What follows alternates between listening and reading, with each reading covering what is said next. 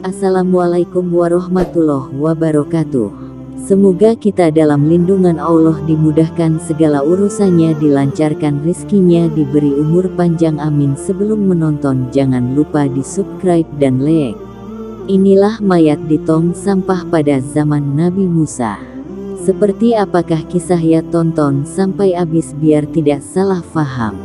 Bismillahirrohmanirrohim. Pada zaman Nabi Musa ada seorang laki-laki meninggal dunia di tempat, si fulan dibuang di tempat sampah, sedangkan dia adalah seorang waliku dan mereka tidak memandikan dan mengkafani maupun menguburnya. Maka pergilah engkau dan mandikan dia, lalu kafanilah dan salatkanlah serta kuburlah orang itu.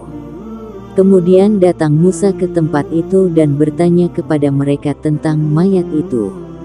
Orang-orang berkata kepadanya, orang itu mati dalam sifat begini dan ia seorang yang banyak berbuat kejahatan.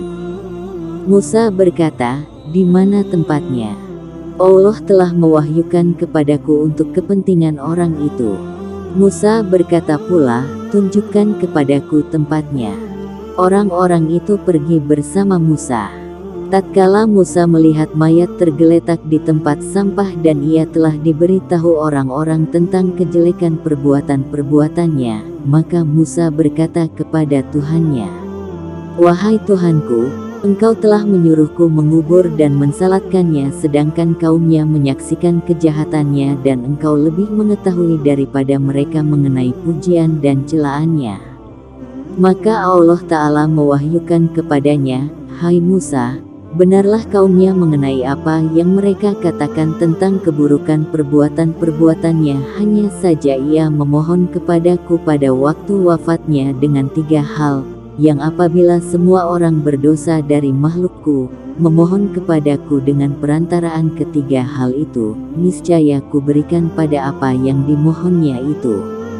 Bagaimana aku tidak kasihan kepadanya ketika ia memohon, sedangkan aku adalah yang maha penyayang di antara para. Musa berkata, wahai Tuhanku, apakah ketiga perkara itu?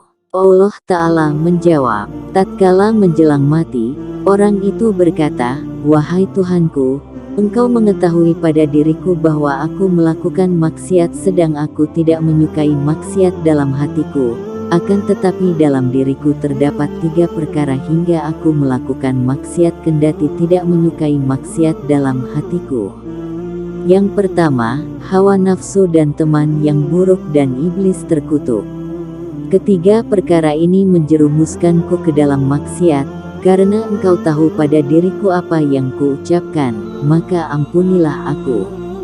Yang kedua, orang itu berkata, wahai Tuhanku, sesungguhnya engkau mengetahui bahwa aku melakukan maksiat dan aku bergaul dengan orang-orang yang suka berbuat maksiat, namun aku suka menemani orang-orang saleh dan lebih kusukai daripada orang-orang fasik.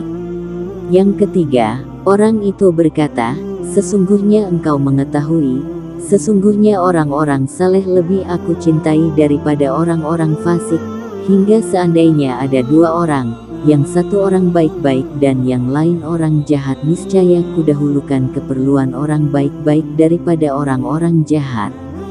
Dalam suatu riwayat oleh Zaid bin Aslam diceritakan, orang itu berkata, wahai Tuhanku, andai kata engkau maafkan dan ampuni dosa-dosaku, niscaya para wali dan nabimu gembira dan sedihlah setan musuhku dan musuhmu, dan andai kata engkau menyiksaku lantaran dosa-dosaku, niscaya gembiralah setan dan para pengikutnya dan sedihlah para nabi dan wali, dan aku tahu bahwa kegembiraan para wali lebih engkau sukai daripada kegembiraan setan dan para pengikutnya.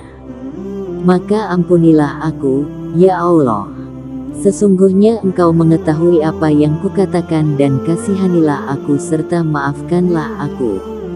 Allah Ta'ala berkata, maka aku pun mengasihani dan mengampuni serta memaafkannya, karena sesungguhnya aku maha pengasih dan penyayang khususnya terhadap siapa yang mengaku berdosa di hadapanku, dan orang ini telah mengaku berdosa, maka kuampuni dan kumaafkan dosanya. Hai Musa, lakukanlah apa yang kuperintahkan kepadamu, karena aku mengampuni dengan kehormatannya siapa yang mensolatkannya jenazahnya dan menghadiri penguburannya. Hari Tabrani, dari Abi Hatim.